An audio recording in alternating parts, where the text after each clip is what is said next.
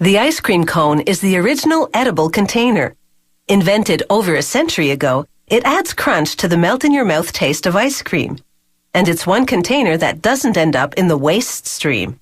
So you could also say it adds a bit of virtue to the guilty pleasure of the double scoop. The first ice cream cones were rolled waffles, and today's cones are simply modern versions of that. To make a waffle cone, they start with a lot of dark brown sugar.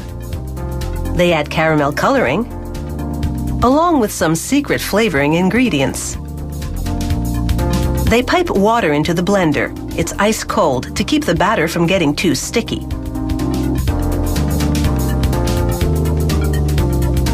A computer controls the flow of flour into the mix from a tank a floor above.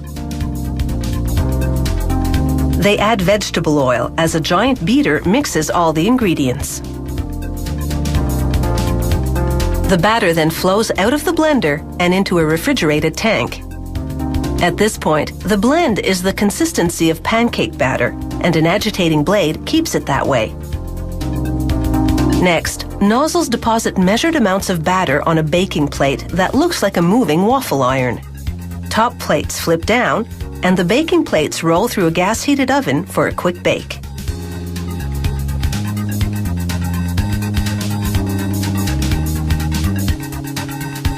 The top plates lift up, revealing the cooked waffle patties.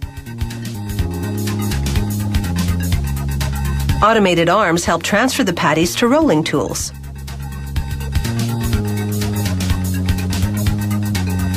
The tools grab the patties and twist them into cones.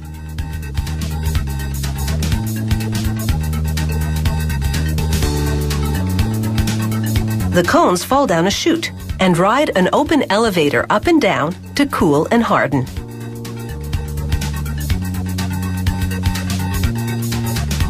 The waffle cones slide down another chute and move into lanes on a conveyor. Automated fingers adjust their position to prepare them to slide into paper jackets.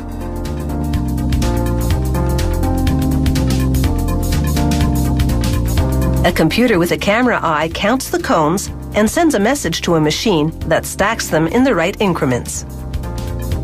Here, a technician activates a device that pushes on a ball inside a cone to test the cone's breaking point, proving this waffle cone can hold up to voracious snacking.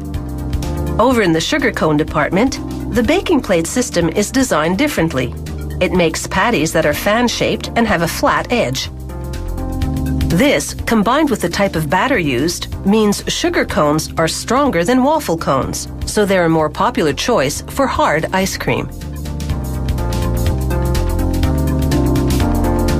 Packers stack the cones in styrofoam trays. Then the packages travel through a curtain of high-density polyethylene film. A heated sealer finishes the wrapping job. An X-ray machine sends information about the contents to a computer that counts the cones and alerts the company to any problems.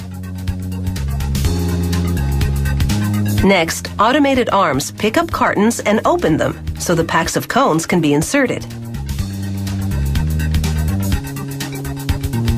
Meanwhile, they mix up colorful batches of cake cone batter. Cake cones are less sugary and have a more cake-like texture, as the name implies. They pump the batter into upright molds. Cake cones are shaped very differently than waffle and sugar cones. They have flat rather than pointed bottoms. Metal cores plunge into the molds to complete the shape. This action also affects the texture of the cake cone, so it turns out flakier. They pass by a gauntlet of gas heaters to bake them.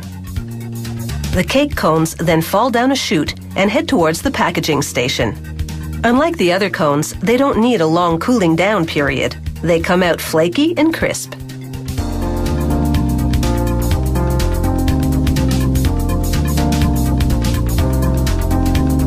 A mechanical arm picks up paper sleeves and drops them in front of the cones. It's all perfectly timed. These cones are now on their way to an ice cream stand near you, where in their various shapes and sizes, they'll be used to dish up ice cream lickety-split.